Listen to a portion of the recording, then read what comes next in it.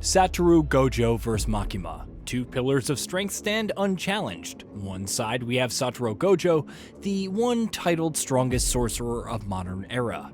Blessed with the infamous Six Eyes and Limitless technique, he alone is the honored one in heaven and earth. His Limitless technique, passed down from generation to generation in the Gojo clan, allows him to control and manipulate space to an atomic level, giving birth to the godly ability Infinity.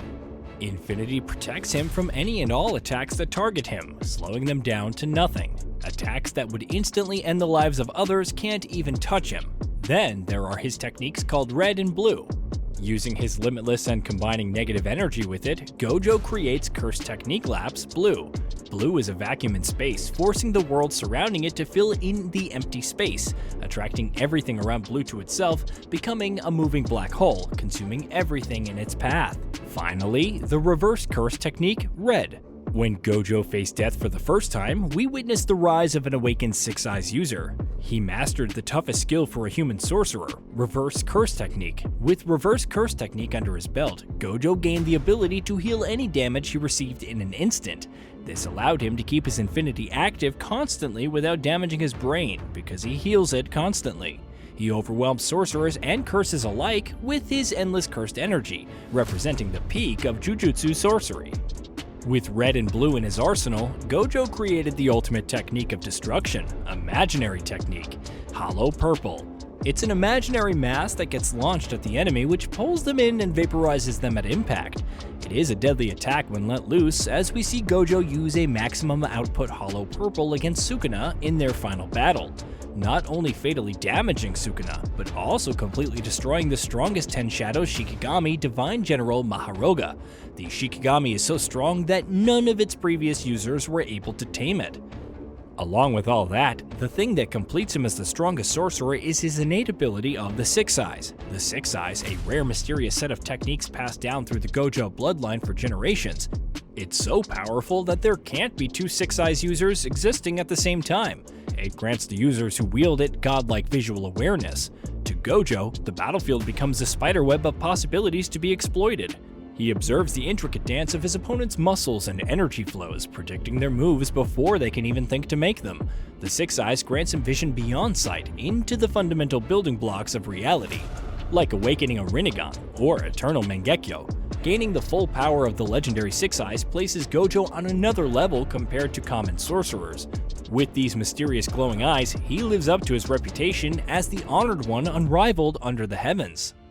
But his trump card and strongest technique is his domain expansion, Unlimited Void. Unlimited Void creates a bounded space with a barrier that can't be broken from the inside. Once trapped inside, anyone other than Satoru Gojo himself and those in contact with him is overloaded with infinite amounts of information. It leaves them unable to do anything because their regular minds cannot handle such large amounts of information and function. Even Sukuna, the King of Curses, Jujutsu Kaisen's strongest antagonist, couldn't handle it when he was exposed to Unlimited Void, making history's strongest sorcerer bleed through his eyes and damaging his brain.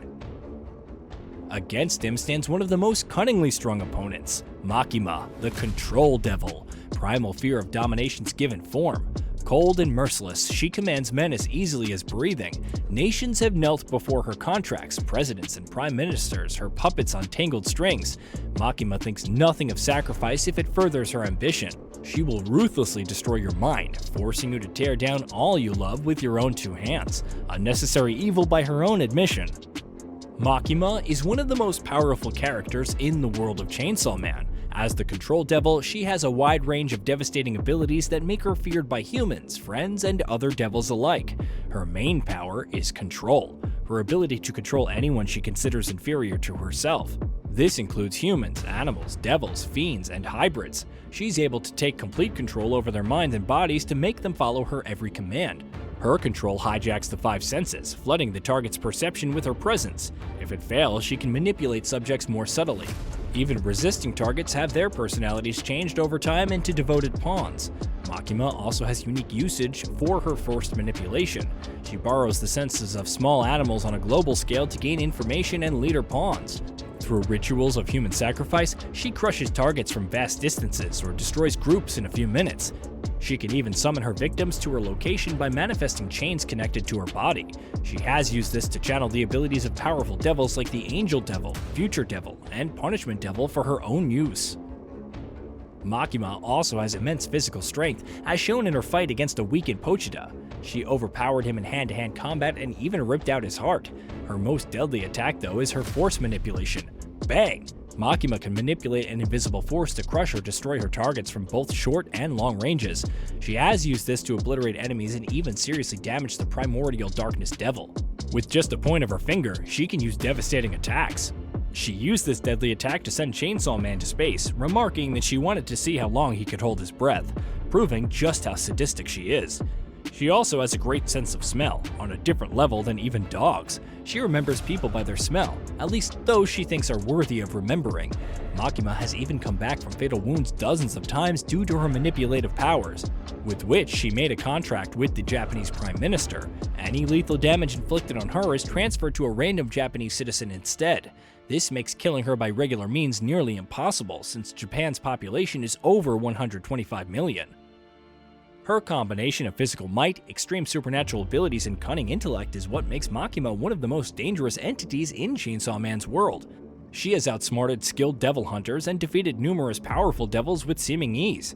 Even national governments are wary of confronting her directly.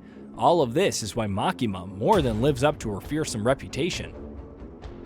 At a surface glance, they are complete opposites. Gojo seems eternally carefree, facing the world with a confident smile.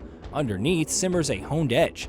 His childhood sculpted him into disciplined steel, harboring restrained fury towards Jujutsu society, cruelty, and unfair hierarchy. He seeks to shape the next generation into his vision of justice. In contrast, Makima hides her true face behind a kindly mask, all the better to manipulate and destroy you later. While Gojo is caring towards his students and gives them hope, Makima sees people as less than disposable pawns. She will nurture you gently, like a loving friend, before ripping everything away in a storm of betrayal. For her, the ends always justify the means, no matter how cruel. These ideological differences bleed into their fighting styles as well. Gojo overwhelms problems through sheer power and skill. He studied cursed energy down to its fundamentals, granting absolute domain over his techniques. Unlimited Void uses information itself against his foes, paralyzing them instantly in place. On the other hand, Makima does not rely on strength alone. She fights by deception and preparation, binding foes to her will before they even realize it. Even against stronger opponents, she manipulates them into disadvantageous situations stacked in her favor. Where Gojo stands proud on the front line with confidence, she controls the flow of battle from safety behind the scenes. While Gojo can die permanently should someone ever negate his infinity, Makima can resurrect even after she's killed. When backed into a corner, she goes into mutual destruction without care for anything surrounding her. For Makima, true defeat is an unknown concept. She will return again and again until victory, no matter how heavy the price. Yet, a battle between two unstoppable forces cannot end in compromise. In the end, there can only be one left standing. Gojo's casual attacks have the ability to tear open the fabric of space and time. When pushed to maximum output, his hollow purple can level entire districts to nothing. Not even the disaster curses couldn't stand before him long. If Gojo and Makima meet for the first time, Gojo's techniques have the power to instantly destroy Makima. Even if she is reborn multiple times, Gojo has the stronger destructive capabilities. Although killing would kill an innocent civilian, Gojo doesn't feel guilty over the death of people by cursed spirits, and he could apply the same logic here to Makima's sacrifices until he finds a way to kill her permanently. But when it comes to Makima, strength isn't the only source that matters. If Makima thinks Gojo is inferior to her, she can easily bring him under her control. If somehow Gojo manages to demonstrate his superior strength and manages to change Makima's perception of him before she activates control, Gojo could trap her in his domain. With infinite amounts of information going through her brain, it is unlikely that she will be able to transfer this all to Japan's population, allowing Gojo to kill her. But being a devil, she can never truly die. But with Makima's exceptional capabilities, she can use a human sacrificial ritual to murder Gojo from afar without ever even meeting. But that would take prior preparation and knowledge, and the fact that Makima can gather information by borrowing the senses of small animals, she'll have no trouble in learning about Gojo. But what makes her truly deadly is that she can teleport anyone to any place. As we see her teleport Chainsaw Man to hell, she can easily do the same to Gojo. Not to mention, the minions under her control could easily break Gojo's domain, since it's weak from the outside, making his domain useless. Considering both the fighters' powers, it all depends on how they meet and how much do they actually know about each other. Because if Gojo doesn't know about her contracts with the Prime Minister, there is no need for him to hesitate in killing her multiple times. And if Makima doesn't know about Gojo and his exceptional abilities, she will think of him as someone inferior to her. The question is whether Makima's cunningness can outplay Gojo's exceptional talent, or will Gojo figure out a way to end her permanently? Can Primal Fear claim victory over the strongest sorcerer of Jujutsu High, or Gojo's superior strength will win? The answers remain unknown, but surely such a confrontation will begin an epic fight that will shake Japan to its core.